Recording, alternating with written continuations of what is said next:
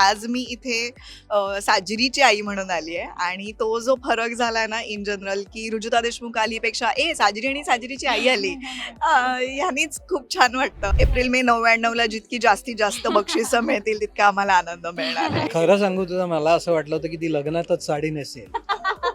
प्रत्येक जण म्हणतं की आईसारखी दिसतेस किंवा किती आईसारखी आहेस वगैरे, तर मला कायम ती कॉम्प्लिमेंटच वाटते, कारण तिने जे स्वतः बिल्ड केलंय स्वतःसाठी तेच मीही करू इच्छिते. जर काही चुकलं तर सांगायला आम्ही दोघं आहोत, नाहीतर ती जे करते ते उत्तम आहे.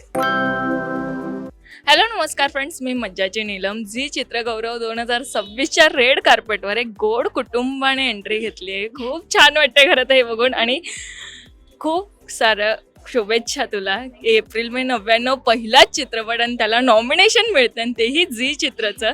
मला सांग, भीती वाटते थोडी तरी म्हणा? भीती नाही, थोडीशी धाकधूक आहे, पण धाकधूकपेक्षा मी या सगळ्याची मजा जास्त घेते. म्हणजे मला मजा जास्त येते, कारण खूप भाग्यवान आहे मी की खरंच तू म्हणलीस तसं पहिल्या चित्रपटात पहिलं नॉमिनेशन आणि सगळंच, आणि झी चित्रगौरव, त्यामुळे छान वाटतंय भीतीपेक्षा.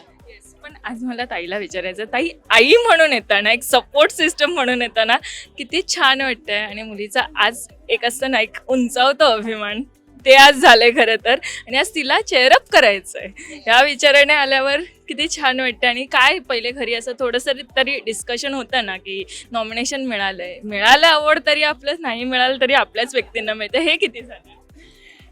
डिस्कशन नाही आम्ही खूप केलं, पण इथे येताना छान असं वाटतंय की आज मी इथे साजिरीची आई म्हणून आली आहे आणि तो जो फरक झाला ना इन जनरल की रुजुता देशमुख आलीपेक्षा साजिरी आणि साजिरीची आई आली ह्यानीच खूप छान वाटतं. त्यामुळे हो, आज बसायचं आणि चिअर करायचं आहे, आणि एप्रिल मे 99ला जितकी जास्तीत जास्त बक्षिसं मिळतील तितका आम्हाला आनंद मिळणार आहे. साड्या नेसून येण्याचा प्लॅन कोणी ठरवला होता? नाही, असं नाही, आपलं एक साधारण झी चित्रगौरव आणि मराठी गाजलंच पाहिजे, ही जी आपली थीम आहे, त्यानुसार आम्हाला दोघींना असं वाटलं की छान आपला जो पोशाख असतो तो करून यावा. आणि झी चित्रगौरव स्पेशल असतंच नेहमी, आणि पहिला इव्हेंट आहे वर्षभरातला, त्यामुळे आपल्या संस्कृतीनुसार पुढे जावं असं वाटलं. किती छान. पण आता साजिरीच्या बाबांना विचारायचंय, मुलीला साडीत बघणं हे एक वेगळ्याच भावना असतात, आणि प्रत्येक बाबांच्या असतात.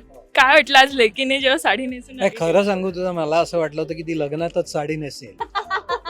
पण ती आत्ताच साडी, आणि तिने म्हणालं जसं की आपण मराठी आहोत आणि शक्य तेवढा आपण आपला प्रयत्न करावा. त्यामुळे खूप छान वाटतंय मला की या दोघी इथे आहेत, आणि त्यांच्याबरोबर मी इकडे आलोय.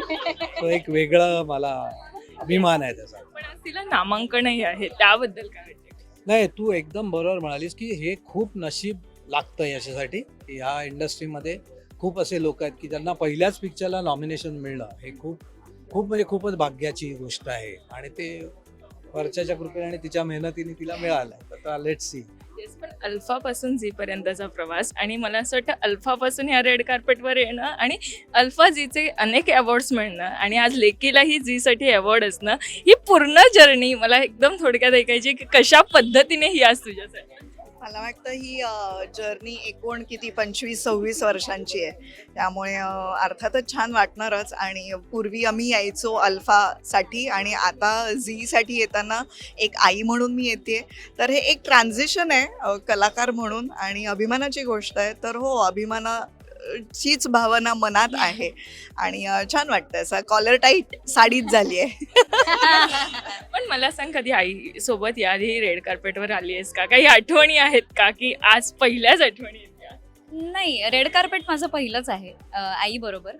आणि काही नाही, पण आई रेड कार्पेटवर जायची तेव्हा तू काय लहान असताना नाही, मी नाही, आय डोंट थिंक मी लहान असताना रेड कार्पेटवर आली आहे. पण असं जेव्हा प्रत्येक जण म्हणतं की आईसारखी दिसतेस किंवा किती आईसारखी आहेस वगैरे, तर मला कायम ती कॉम्प्लिमेंटच वाटते, कारण तिने जे स्वतः बिल्ड केलंय स्वतःसाठी तेच मीही करू इच्छिते, त्यामुळे तीच कॉम्प्लिमेंट मनात ठेवून मी वावरत असते. पण आता बाबांनाच विचारायचंय, जेव्हा पत्नी या क्षेत्रात असते आणि तिला अवॉर्ड्स मिळतात, आणि आज लेकीला मिळणार आहे, काय आठवणी तुमच्या तिथपासूनच्या आहेत, आणि आज कसं वाटतंय ते?